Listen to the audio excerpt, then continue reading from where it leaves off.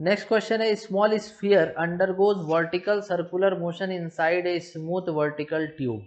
ये पूरा देखो एक ट्यूब है ऐसे, और इस ट्यूब के अंदर में यहाँ पर एक स्फीयर है, फ्रिक्शन यहाँ नहीं लेना है,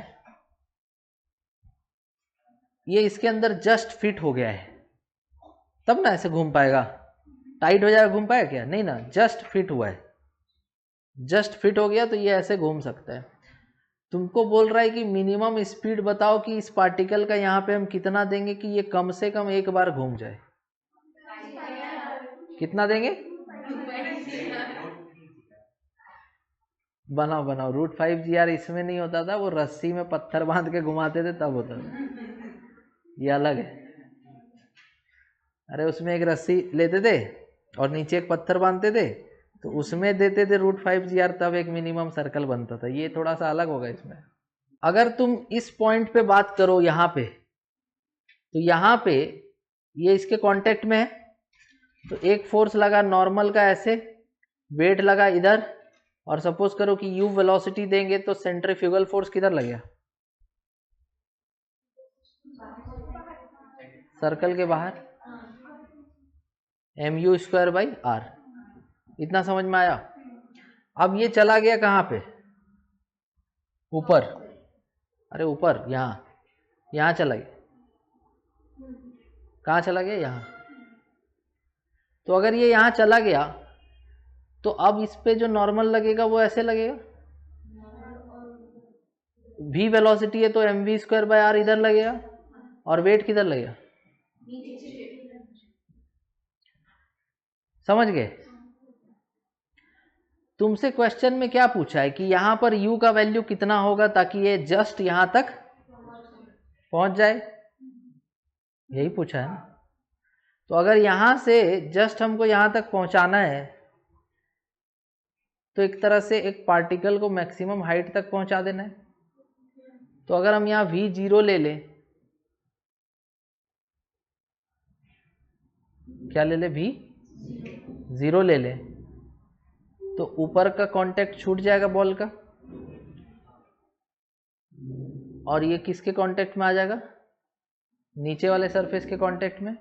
तो नॉर्मल कैसे लगेगा? ऐसे, और वेट किधर लगेगा? इधर। दोनों बैलेंस है, और जस्ट तुम यहां तक पहुंचा दिया है तो आगे तो अपने आप स्लाइड हो जाएगा। नहीं क्लियर हुआ? मैक्सिमम हाइट तक पहुंचा दो तो आगे का काम तो ग्रेविटी खुद कर देगा।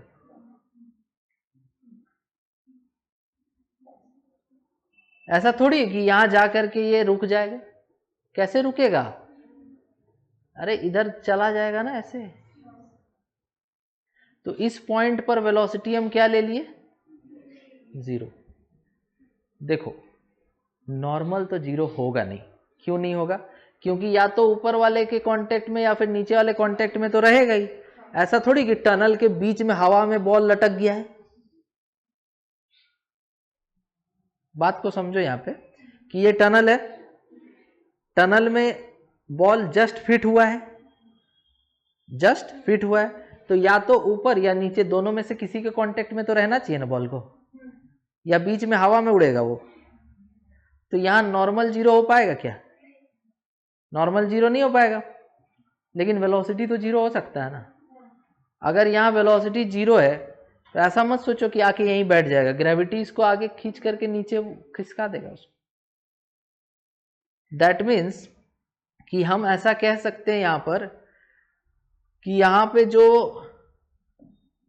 पार्टिकल है उसका, ये मिटा रहे हम, दैट मीन्स हम ऐसा कह सकते हैं कि यहाँ पे पार्टिकल का इनिशियल जो पोजीशन है, इस पॉइंट पर पार्टिकल को हमने u वेलोसिटी दिया था, तो इसके पास इनिशियली कितना काइनेटिक एनर्जी था? हाफ mu², और इसी को रेफरेंस मानेंगे तो पोटेंशियल एनर्जी 0 होगा। अब ये कहाँ चला गया? यहाँ चला गया। तो इस पॉइंट पर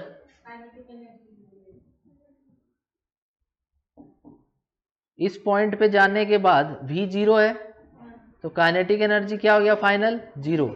लेकिन हाइट तो चढ़ा ना ऊपर, कितना हाइट चढ़ा? 2r हाइट चढ़ा। तो पोटेंशियल एनर्जी थोड़ी जीरो है यहाँ पे, पोटेंशियल एनर्जी कितना है mg इंटू 2r। देयरफॉर हम ऐसा लिख सकते हैं कि half m u square is equal to 2mgr। बोलो जल्दी। अरे टोटल इनिशियल बराबर टोटल फाइनल, m से m कट गया तो यहाँ से u स्क्वायर क्या आ गया 4gr, तो u कितना आ गया √4gr। कौन सा आंसर आ रहा है? समझ में आया कैसे बनेगा? अब तुम एक बात सोचो कि तुम्हारा √5gr कब आया था और क्यों आया था। जब √5gr निकाले थे ना तो उस टाइम हम बोले थे कि जैसे रस्सी से बांध करके पार्टिकल को ऐसे फेंका था, कितना से √5gr से, तो ये ऐसे जाकर के यहाँ मैक्सिमम हाइट पे चला गया था और यहाँ पर वेलोसिटी जीरो नहीं था, वेलोसिटी √gr था। यहाँ पे क्या जीरो था? टेंशन। एक्चुअल में यहाँ क्या हो रहा है कि वेट किधर लग रहा है? नीचे, और रस्सी किधर बंधा है? नीचे, और mv²/r किधर लग रहा है? बाहर। अगर तुम यहाँ टेंशन को जीरो कर दोगे रस्सी में, फिर भी इसको सेंट्रीपिटल फोर्स और सेंट्रीफ्यूगल फोर्स तो मिल ही रहा है, तो सर्कल तो खत्म नहीं होगा ना, सर्कल तो बनेगा ना। सर्कुलर मोशन में घूमने के लिए क्या क्या फोर्स चाहिए मेरे को? एक सेंट्रीपिटल और एक सेंट्रीफ्यूगल। तो इस पॉइंट पे जाने के बाद सेंट्रीपिटल फोर्स का काम कौन कर दिया था? mg, और सेंट्रीफ्यूगल फोर्स का काम कौन कर दिया था? mv²/r। और अगर हम टेंशन लेते तो इधर लेते तो क्या लिखते? T + mg equal to mv²/r। इतना समझ में आया? तो यहां पर हम v अगर निकालेंगे तो v² कितना होगा? r T + mg का बाय m का रूट होगा क्या v का वैल्यू? तो हम इसमें से कौन सा वैल्यू को जीरो कर सकते हैं ताकि वेलोसिटी मेरा वहां पे मिनिमम हो? t को। तो t को जीरो कर दिए थे हम यहाँ हाईएस्ट पॉइंट पे, tension at the top point, mg थोड़ी जीरो हो जाएगा। तो mg किसके इक्वल हो गया था? mv²/r के।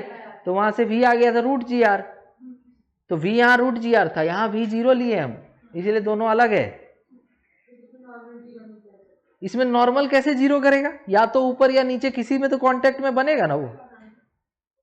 तो क्या जीरो करें हम यहाँ पे? v को जीरो करने से ऐसा नहीं है कि वो रुक जाएगा, वहां पे अगर तुम v को जीरो कर देगा ना तो बाहर का फोर्स जीरो हो जाएगा और नीचे वेट लगेगा, और नीचे जब वेट लगेगा तो रस्सी क्या करेगा ना, इसको नीचे गिरा देगा।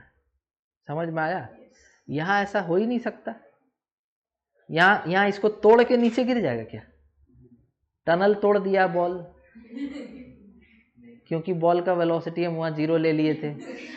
अगर हम यहाँ पे पार्टिकल का वेलोसिटी जीरो ले लेंगे तो रस्सी तो एक तरह से फ्लेक्सिबल है ना, तो धड़ाम से वहाँ से नीचे गिर जाएगा, आगे नहीं बढ़ पाएगा। यहाँ आगे बढ़ने का चांस है ना, क्योंकि नीचे नहीं गिर रहा, उस पॉइंट पे जाकर के रुक गया, मतलब कि जस्ट कंडीशन क्रिटिकल है, एकदम जस्ट गिरने वाला है ऐसे। और रास्ता कैसे बनेगा? ऐसे ही बनेगा, एक तरह से रिजिडिटी है रास्ते में। ये अंतर है दोनों में।